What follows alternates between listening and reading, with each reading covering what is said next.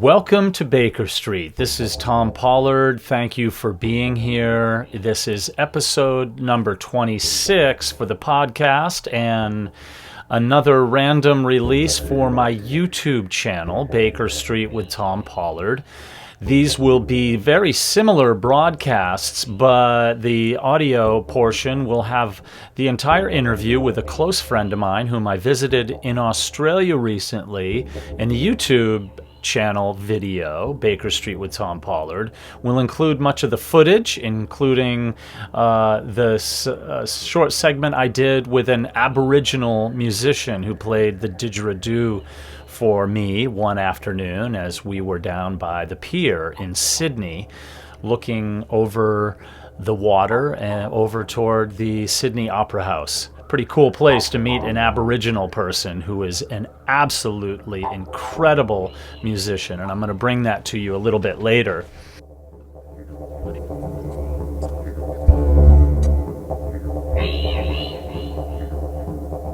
Right now, fittingly, we're listening to music that I found on the Free Music Archive, and the music is by none other than my main man, Lobo Loco, who has been tried and true.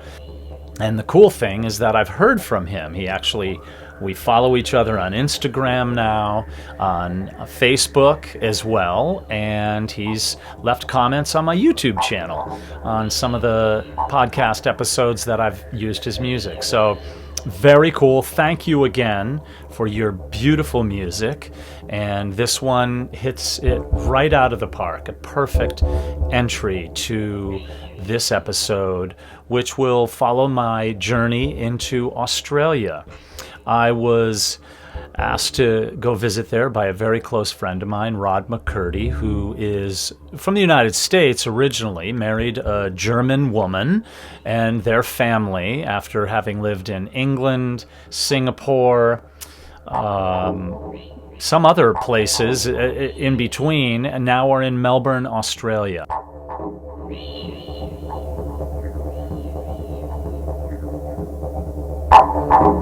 One afternoon in Sydney, Rod and I took a walk down along the waterfront where the ferries go from one point in Sydney to the next, and it's right next to the Sydney Opera House. And we had an encounter with an incredible gentleman dressed in Aboriginal, Indigenous gear, and he was holding a didgeridoo, and I've seen them before on TV, but I'd never actually heard one. So we stopped immediately, and he introduced himself to me as Murray Wah, and then he said, "You can also call me George Dow." And as it would turn out, George is one of the most explosive and versatile Indigenous performers in Australia, and it was just our good fortune to have about 5 or more minutes with him where he performed the didgeridoo and explained to us the past of the didgeridoo and its importance in the Aboriginal culture. I've been sharing some of the photographs of George and myself and Rod, but I've been promising on both Instagram and Facebook that I was going to share our brief meeting, and here it is. Pretty incredible. This guy just blew my mind. Okay, ready? Yeah. And action. These instruments are commonly known as the didgeridoo. So when we go back to the Latin terminology, the didgeridoo in the Gaelic language, that's where the didgeridoo came from. In the Gaelic language of Scotland, they called it idgeridoo. Is that your idgeridoo, laddie? And that's what it means, simply means black man playing pipe. Because the same sequence that a bagpipe uses to play, we use the same sequence. But the only thing that makes a difference is the pigskin. You blow into the pigskin, you squeeze the pigskin, and you release the air through the cords. That's with a Scottish bagpipe. Here in Aboriginal Australia, we do it with the power of the breath. The breath is most important. So when one of the early explorers traveled through the top end of Australia, they heard a noise in the bushes, simply saying,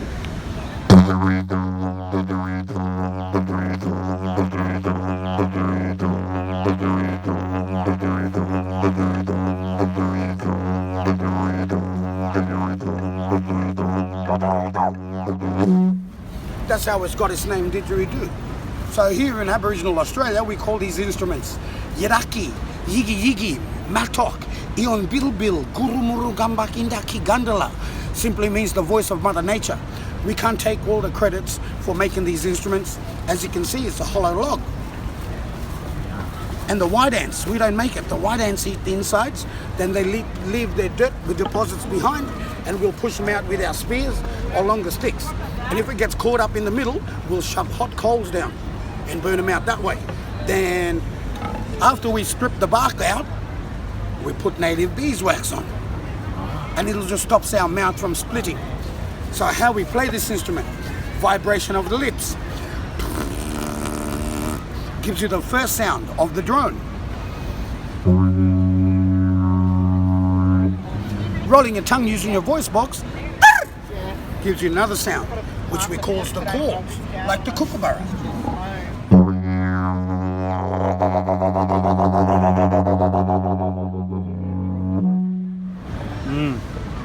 Flicking your tongue makes the kangaroo hop.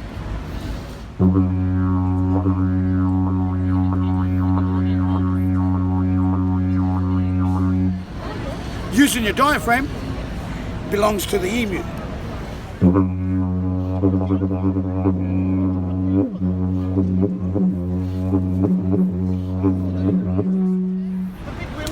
Then the hardest part is circular breathing. Breathing in through your nose, out through your mouth at the same time. And you'll have a constant airflow.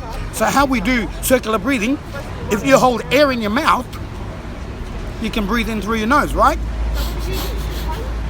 Simply by making your mouth smaller, letting a little bit of air out, you can breathe in at the same time.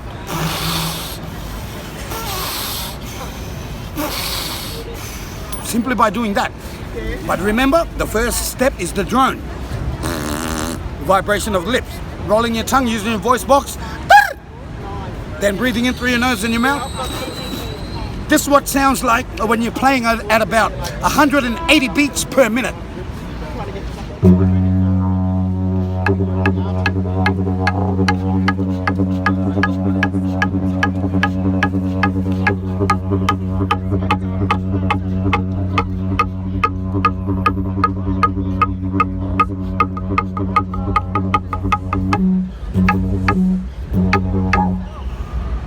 you go.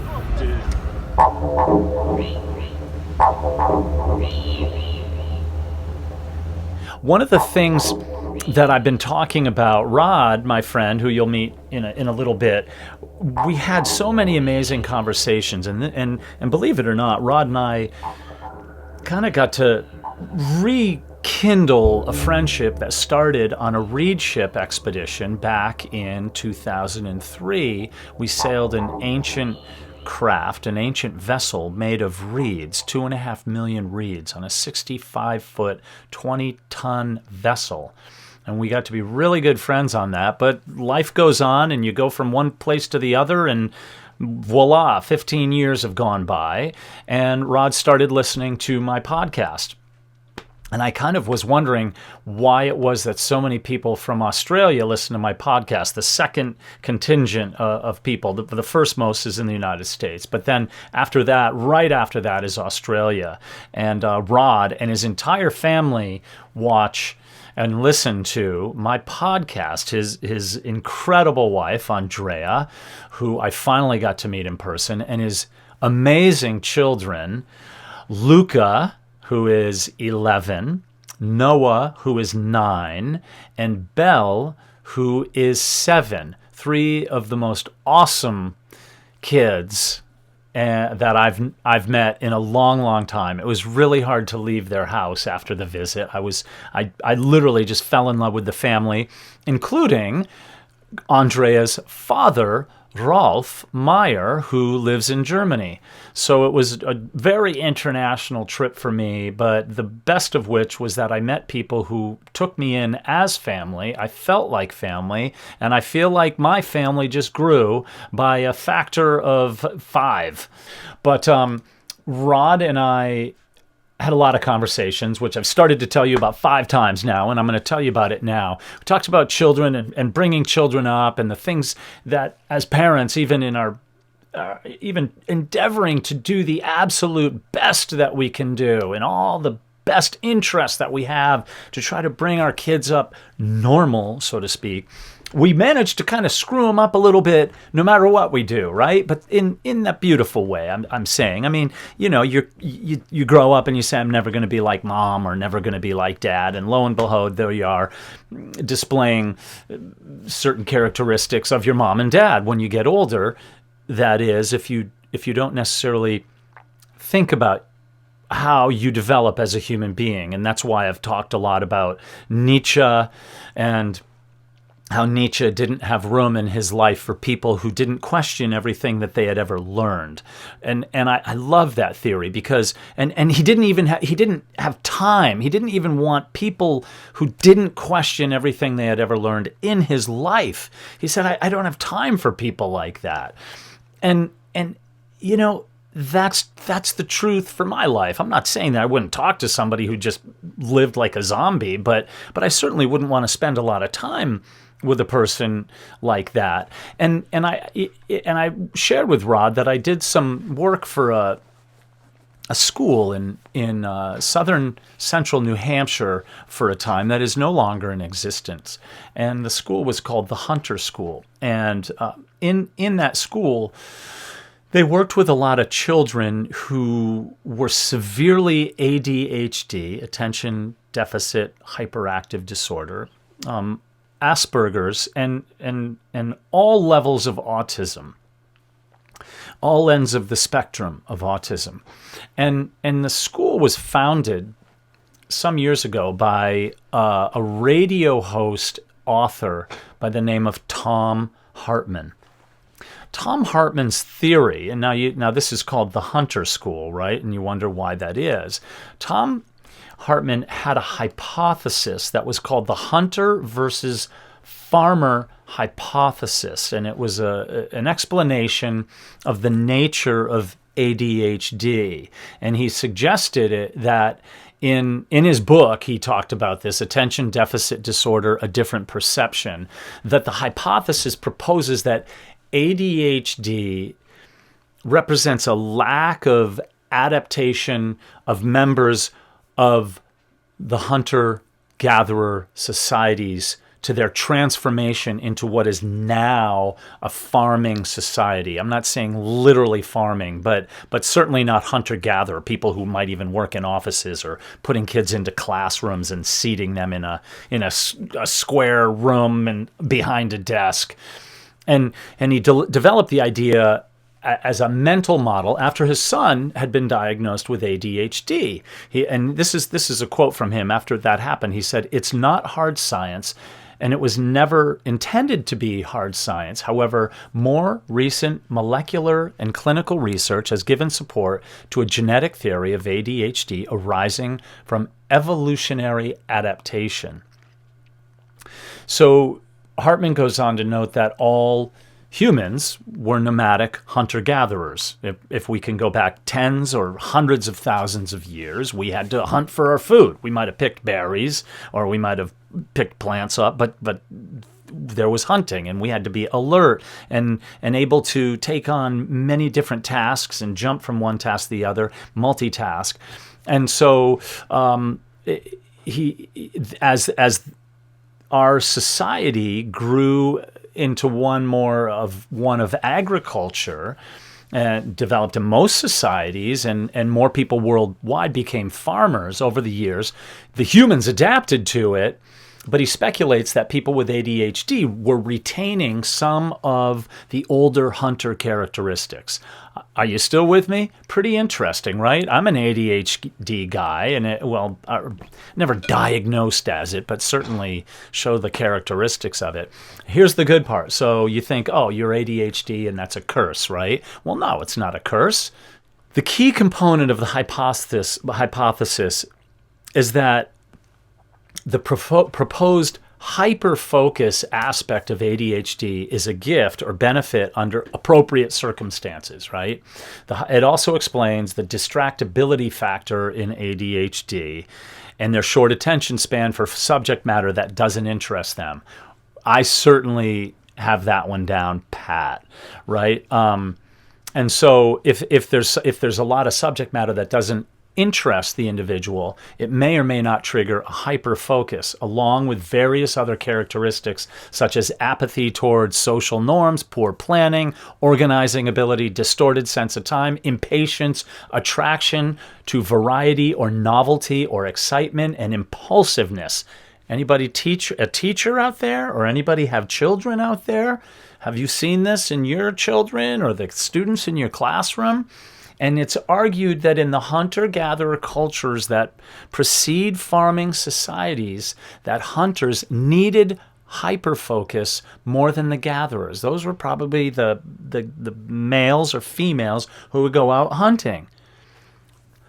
Pretty cool, right? So we start to see, and my friend who is a teacher teaches 7th and 8th graders in town here where I live, or in the valley where I live, and there are certain kids who are absolutely losing their minds seated behind a desk. And there are probably some teachers who just don't have time for it. So there are a lot of kids who are like, you sit down and the parents put them on ADHD medicine, Adderall, I think, is one of them, and there's a bazillion other ones. So let's drug these kids down, fill them with numbness so they can get through the day, and then they go home, and then they start coming off the drug, and they can't sleep at night, and we're crushing something that these children inherited from their forefathers, not even forefathers, for 100,000 years before us, and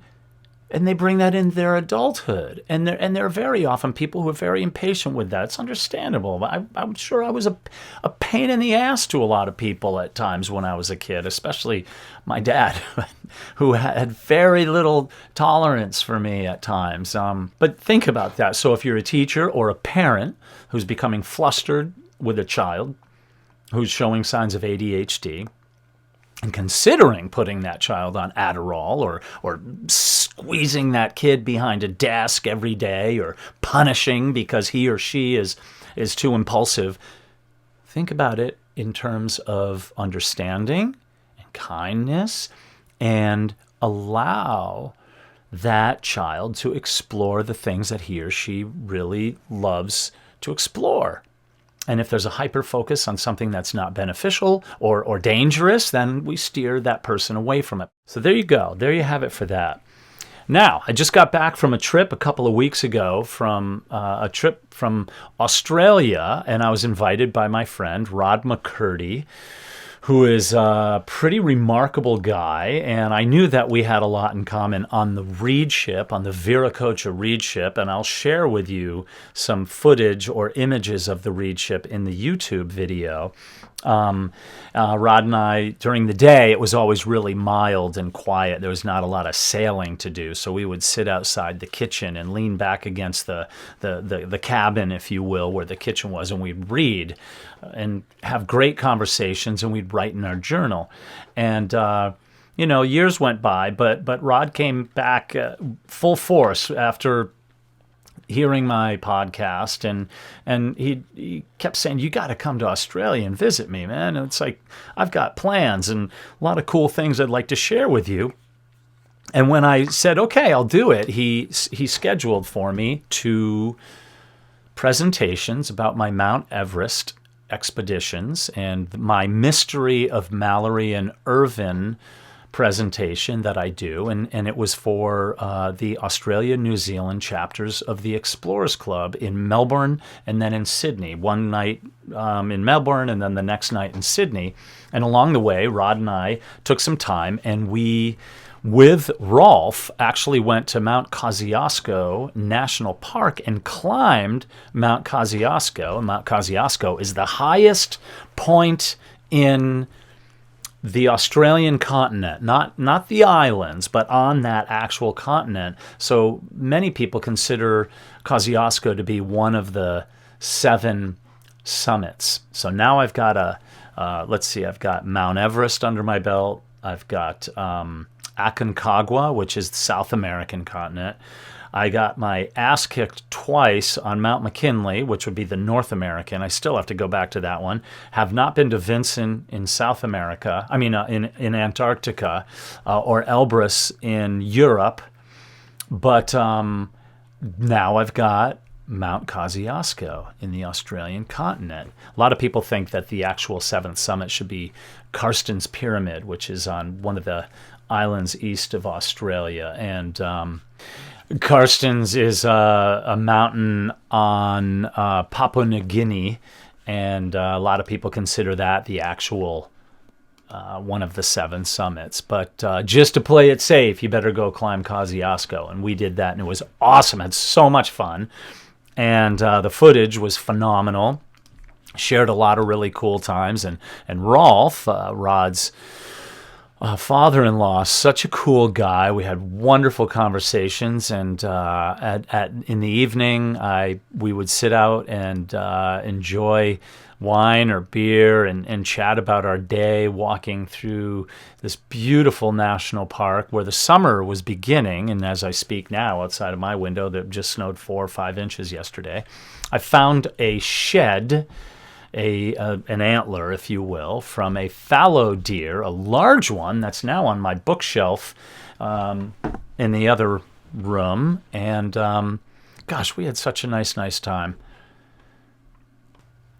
I had, the entire time of this trip to Australia, I had been intending to interview Rod specifically for this podcast. And as all of you know who've listened to more than 1 or 2 segments of my podcast, we know that the podcast endeavors to interview people who have followed their core spirit and understood the idea of following the musical course, despite the collateral damage that we might encounter along the way. And Rod is a perfect subject for this, as he is endeavoring to launch an expedition in which he would build, and he's invited me to participate as a filmmaker and crew member on it. He is endeavoring to build a reed ship that would sail from Peru all the way across the Pacific to Australia. Yeah, he's totally into it, and he's a career man, a very successful career person, and is willing to bank it all on the what is calling deep in his heart, that he wants to devote himself to something truly meaningful for the planet and for his family. So now I'm going to share with you my interview with Rod that I had to do on the telephone after I got home, because I never got around to interviewing him. We were so gosh darn busy.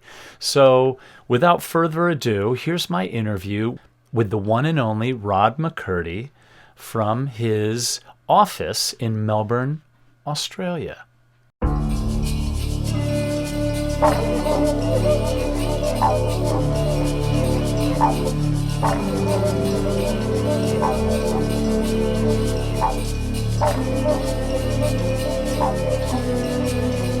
Rod, it is awesome to have you here. I had such an awesome time in Australia with you, and I'm still going through withdrawal symptoms because it's below freezing at least every day here in New Hampshire, and the weather in Sydney and Melbourne was absolutely intoxicating.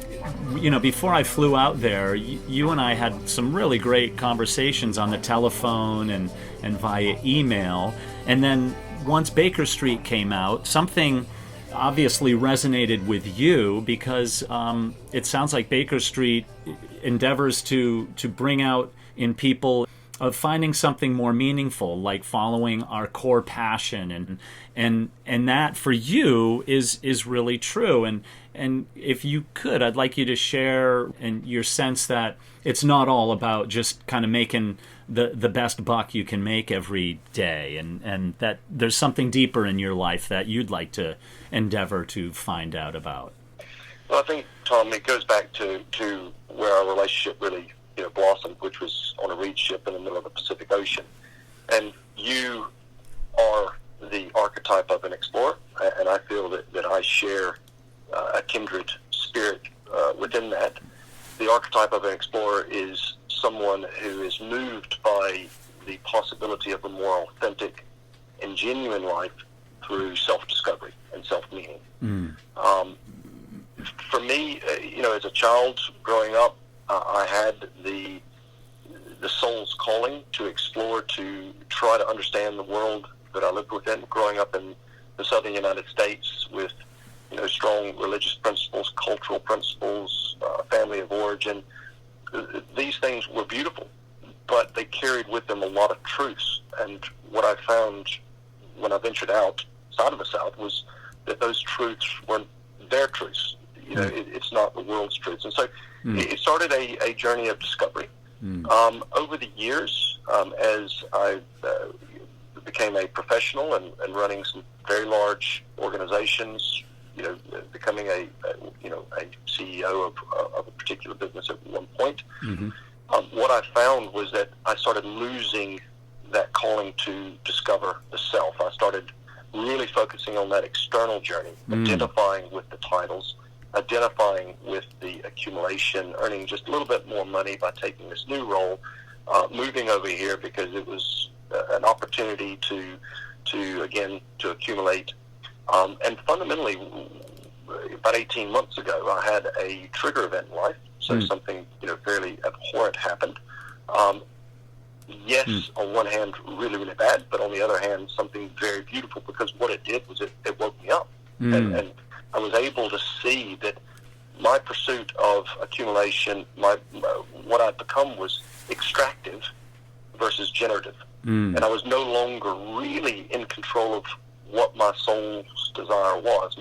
Let's call it my ego, was out driving, identifying with those titles, with that wealth, with whatever it may have been that was external from what was within me. And the last 18 months has been a journey of really reconnecting with the soul. And when I listened to Baker Street, that did help, because what I know you, but I also can easily sense from the people that you've had on your podcast, their personal journey as well, and that has helped evoke and remind me of my own internal journey. And that's where I'm at today.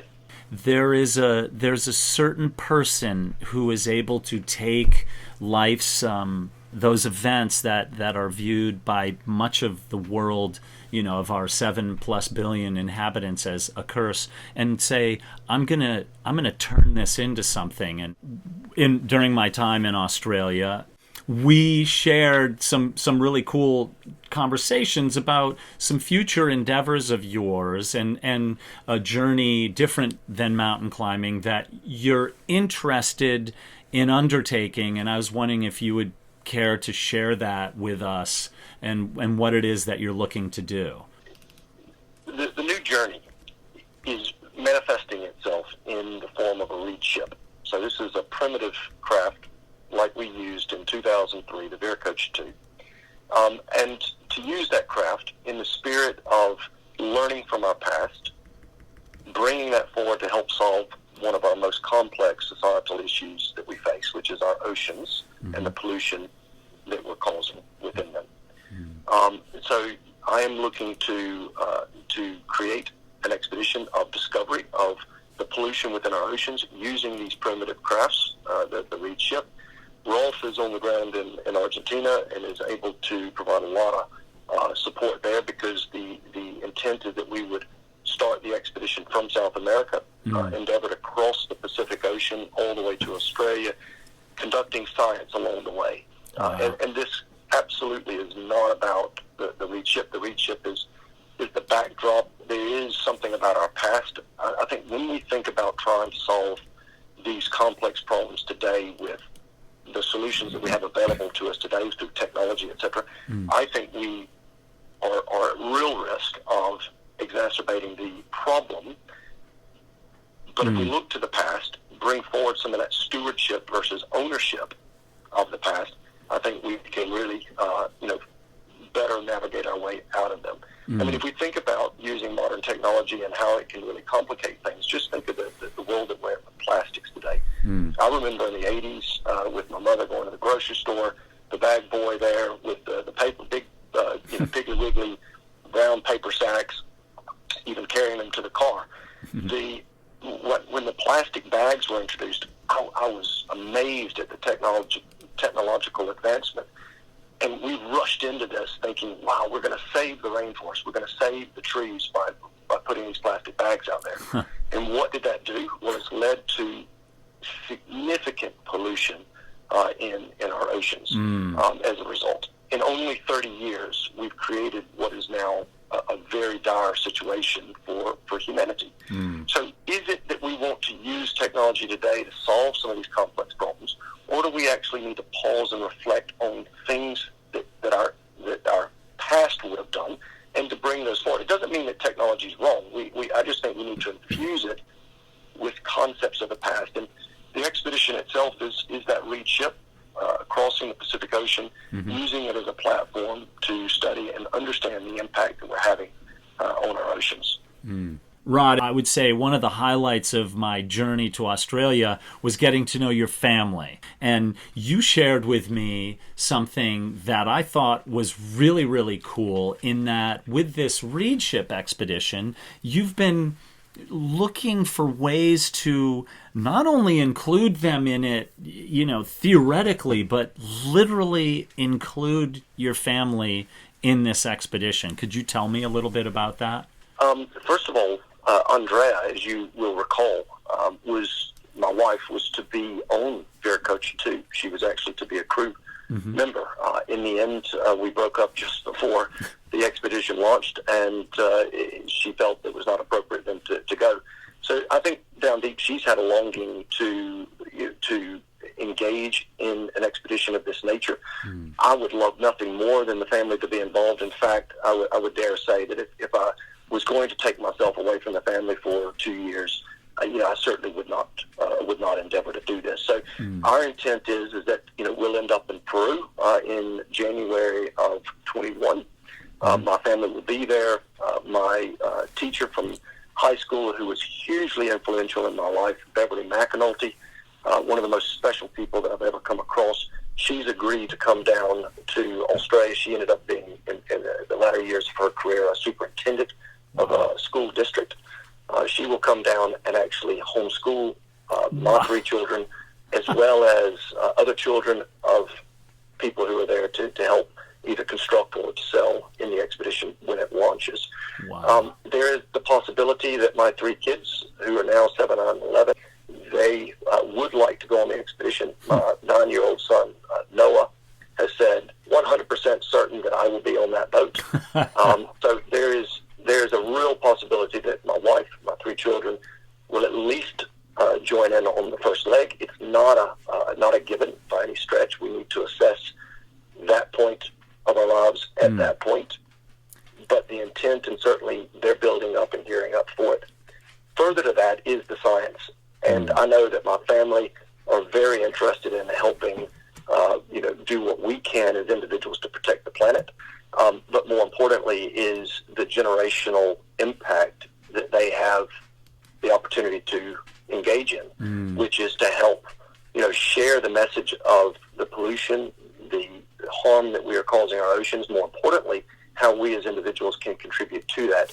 They are very, very keen to engage at a global level, their generation, and to help influence, to help inspire others to take small steps, big steps, whichever the individual feels comfortable with. And so I think there's a real opportunity for them to ensure that we leave a legacy as a family, as a humanity, that ultimately starts to change and move us closer again to stewardship versus an extractive place.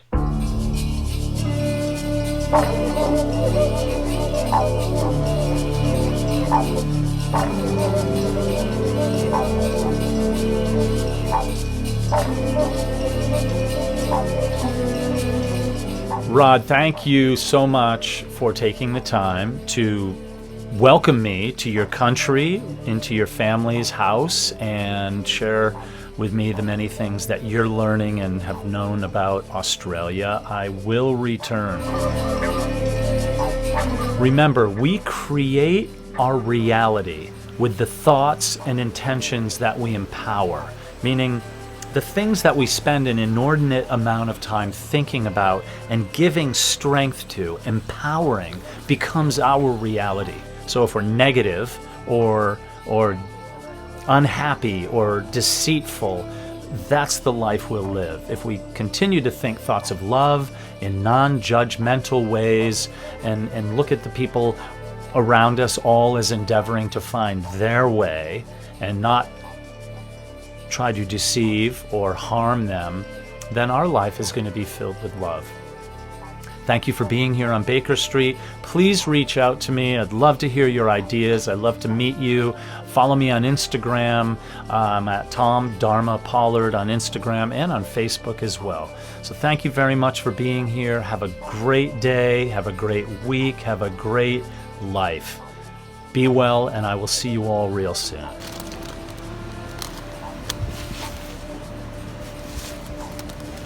Okay. Yummies. You can bring this home to your babies.